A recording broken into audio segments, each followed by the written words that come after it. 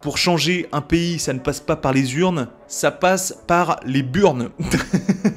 Ce qu'il faut changer, c'est pas la politique, c'est vous-même. Ça passe surtout par à quoi ressemble le peuple qui compose ce pays. Si le pays est composé de merde, ça sera un pays de merde. Et si vous voulez, après, on peut organiser des élections pour élire la plus belle merde, la merde qui parle le mieux du pays, mais ça restera un pays de merde. Moi, je préfère vous faire un podcast d'espoir. Si vous voulez changer le pays, commencez par vous-même. Balayez devant vos portes, c'est pas les élections qui vous sauveront. Tout n'est pas binaire. Il y a les gentils, il y a les méchants. Et attention, si tu prends pas parti, t'es un enculé. Ils ne vont pas débattre sur le fond. C'est émotion contre émotion, c'est de la télé-réalité, en fait. Bienvenue dans Première Consultation, le podcast préféré des professionnels de la santé et des patients. Je m'appelle Anthony Perdry, je suis docteur en pharmacie, je crée des vidéos depuis 2016 sous le nom de Douzerie. Mes vidéos ont permis à des milliers d'étudiants d'être guidés dans leurs études et dans leur choix de carrière. Dans ce podcast, nous parlerons de pharmacie, santé et bien-être en général. Si vous êtes satisfait de votre première consultation avec votre docteur préféré, mettez 5 étoiles au podcast et visitez mon compte Instagram. Sortez votre carte vitale, bienvenue dans votre première consultation. Bonjour à tous et bienvenue dans Première Consultation, le podcast santé mais qui peut aussi parler de sujets d'actualité, de mon quotidien,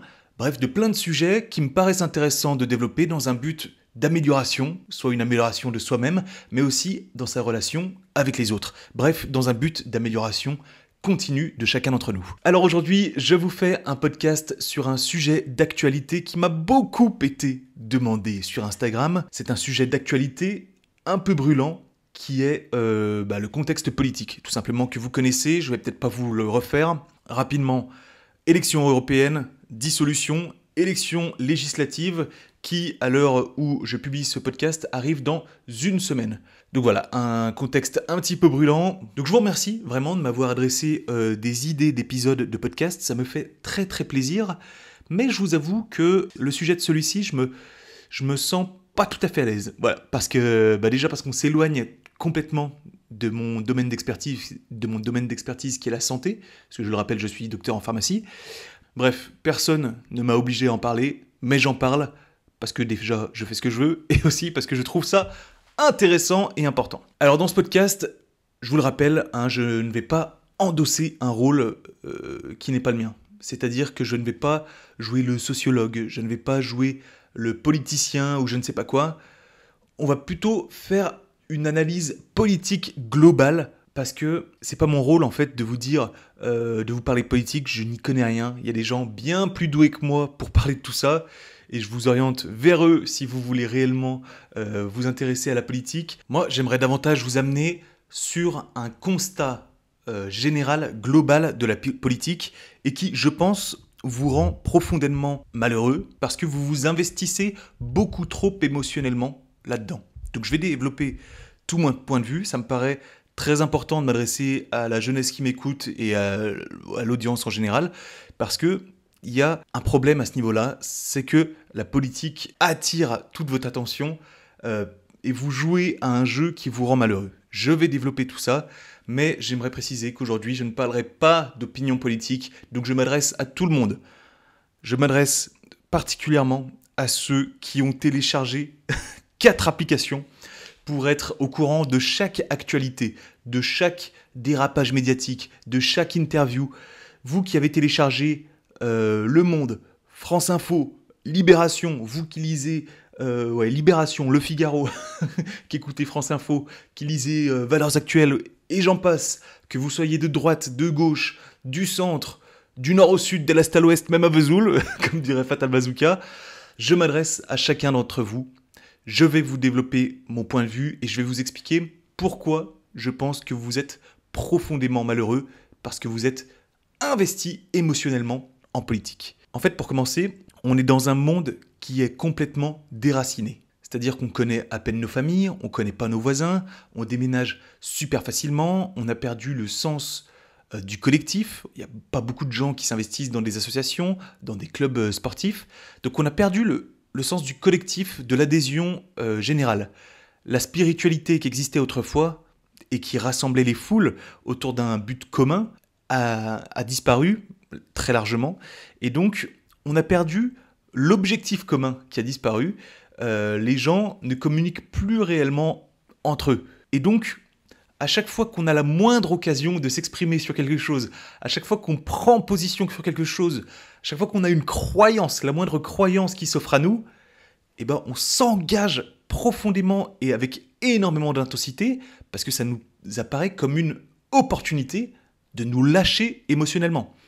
Là tout de suite comme ça, je pense bien sûr aux partisans de l'écologie qui sont profondément investis pour ça, et il n'y a pas grand-chose qui peut les raisonner. Je pense aussi à ceux qui parlent de guerre. Il y a les gentils, il y a les méchants. Et attention, si tu prends pas parti, t'es un enculé. Donc prends position, mais prends position pour le bon pays. Parce qu'il y a les gentils, il y a les méchants. Donc sois un gentil. Et c'est la même chose aussi, du coup, pour ceux qui parlent de politique. Comment tu penses, toi ? Tu penses bien ou t'es un enculé ? T'es un salaud ou ça va, on peut te faire confiance ? Chaque fois qu'on va voir quelqu'un qui ne pense pas comme nous, chaque fois qu'on va qu'on va discuter avec quelqu'un qui a d'autres opinions, on va le voir comme un ennemi. Donc vous discutez avec quelqu'un, vous voyez qu'il n'a pas les mêmes opinions que vous, qu'est-ce que vous allez vous dire ? Immédiatement, vous allez vous dire « Non mais lui c'est un con, quoi, il se rend pas compte de ce qu'il dit ?» Il se rend pas compte, mais il faudrait qu'il se renseigne en vrai sur la réalité de la situation, parce que la situation est grave, et là ce qu'il fait c'est n'importe quoi. Là il devrait... Vraiment, faut qu'il se renseigne parce qu'il dit n'importe quoi, c'est vraiment un con. Sauf que le mec d'en face, il se dit exactement la même chose. Il se dit, non mais cette personne-là, elle dit n'importe quoi. Il faut qu'elle se renseigne. Les chiffres sont pas du tout bons, il faut qu'elle se renseigne et qu'on lui explique réellement la situation. Vous voyez ce que je veux dire ? Vous investissez beaucoup trop dans les débats. C'est pas normal que vous vous sentiez offensé quand vous rencontrez quelqu'un qui n'a pas les mêmes opinions. Ce n'est pas normal de se sentir vexé quand quelqu'un a des arguments pour faire face aux vôtres. C'est pas normal non plus de ne pas vouloir discuter avec des gens qui ont des opinions contraires. Bien sûr, il y a des cercles sociaux, il y a des groupes d'amis, on se rassemble autour de valeurs communes, de projets communs, d'idées communes évidemment, mais je vous demande pas de faire amis avec des gens qui ont des opinions contraires, je vous demande de ne pas être vexé quand vous parlez avec eux. Je vous demande de ne pas faire la gueule quand on vous dit que ce que vous pensez peut être remis en question. Je vous demande de bien vouloir serrer la main à vos adversaires politiques. Vous voyez, c'est quand même étonnant d'en arriver à un tel investissement émotionnel pour arriver à être vexé quand quelqu'un essaye d'argumenter face à vous. C'est pas la vision que j'ai de la démocratie. Tout n'est pas binaire, en fait. Tout n'est pas manichéen. Il n'y a pas les gentils, il n'y a pas les méchants. Il n'y a pas les anges d'un côté qui ont le monopole de la bonne parole et il y a les enculés de l'autre côté. Ne faites pas de parallèle avec les partis politiques d'ailleurs. Je vous ai déjà dit que je fais un constat global de la politique. Je ne parle pas de partis politiques. Moi, vous me connaissez, j'essaye toujours de pondérer mon discours parce que je crois qu'il y a du bon de chaque côté. Moi, j'ai été taxé de tous les noms. Il y a des gens qui m'ont insulté de gauchiste, il y a des gens qui m'ont insulté de droitard, d'extrême droite, de je sais pas quoi, de facho, bref. C'est pour ça que moi, j'en ai pas grand-chose à faire de prendre parole. Je ne fais de publicité pour aucun parti. Point barre. Cette situation politique ne m'intéresse pas, ne me convient pas, et je ne souhaite pas participer à cette mascarade. Mais je vais venir à tout ça prochainement, vous allez vite comprendre. En fait, pour bien vous expliquer mon raisonnement, on vit dans un monde de paresse, un monde où on veut tout de suite, immédiatement, maintenant, parce qu'on n'a pas le temps. On n'a pas le temps de s'ennuyer. On gère notre temps comme on peut. Les journées font que 24 heures. Boulot, dodo, il reste plus beaucoup de temps. Je vous renvoie d'ailleurs à mon podcast numéro 7 sur la dopamine, où je vous avais incité à reset votre cerveau. Votre cerveau, il est accro à l'immédiat. Il veut tout de suite, et du coup, tout ce qui dure plus de 16 secondes à faire est une corvée pour le cerveau. Et c'est pour ça que, en politique, personne ne lit les programmes politiques. Personne n'a le temps de faire des analyses complètes des candidats. Personne n'a le temps de regarder des heures et des heures d'interviews. Et donc, qu'est-ce qu'on va faire ? Moi, personnellement, j'ai pas lu les programmes. Je sais pas si... Parce que déjà, ça m'intéresse assez peu. Mais parce que ça prend beaucoup trop de temps. Et en général, qu'est-ce qu'on fait, du coup ? C'est qu'on va écouter des gens qui vont vulgariser. Des gens qui vont simplifier. Des gens qui vont ranger les gens dans des cases. tout simplement. On crée des clans. Ok, donc là, il y a le clan des gentils, là, il y a le clan des méchants. Voilà, donc là, il faut voter pour les gentils. Là, il y a le clan du milieu. Le clan du milieu, on ne sait pas trop. Des fois, ils sont avec les gentils, des fois avec les méchants. Et donc, cette situation de création de clans, il n'y a rien d'intelligent là-dedans. Ça crée pas du débat intelligent, ça crée du débat d'émotion. Les gens du clan X se battent contre le clan Y. Mais ils ne s'opposent aucune idée. Hein. Ils ne s'opposent aucune idée, ils s'opposent des émotions. Ils ne vont pas débattre sur le fond, ils vont débattre sur l'émotion. C'est émotion contre émotion, et ça donne des trucs du genre « Ouais mais attends, toi t'es un enculé. Moi un enculé. Moi je suis peut-être un enculé, mais toi t'es un gros con. Ouais, attends, mais alors là, moi je suis peut-être un gros con, mais l'autre fois t'as dit ça, et ça c'est typiquement ce que dirait un énorme fils de p***. Bon, allez, vous voyez ce que je veux dire ? Il n'y a rien d'intelligent dedans. Ça n'a rien d'intelligent. Tout le monde va chercher sa petite punchline pour avoir son record de likes sur Instagram, pour que les journaux parlent de nous, pour qu'on titre les trucs. Bref, c'est complètement irrationnel. C'est presque du théâtre. C'est de la télé-réalité, en fait. Vous voyez, ça me rappelle un truc, c'est le catch. Je ne sais pas si vous avez déjà tous vu un combat de catch. Tout est scénarisé, en fait. On dirait que c'est super violent, mais en fait, tout est prévu. Les catcheurs ne se font pas si mal que ça. En fait, c'est des génies de la cascade, des génies de la chute, etc. Et donc, quand ils tombent, ils ne se font pas réellement mal. Et donc, en fait, le spectateur, quand il est devant son match de catch, waouh, il a les yeux tout ébloui comme ça. Il fait waouh, mais attends, mais c'est magique. Ils font des spectacles incroyables. Comment ils font pour faire tout ça ? Bah, la politique, excusez-moi, c'est exactement la même chose.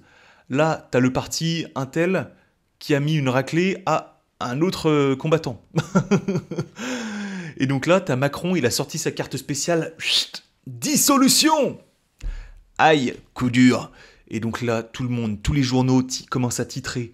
Énorme combat dans 2 semaines, le combat du siècle. N'hésitez pas à allumer vos télés pour regarder le combat du siècle. Macron vs les opposants.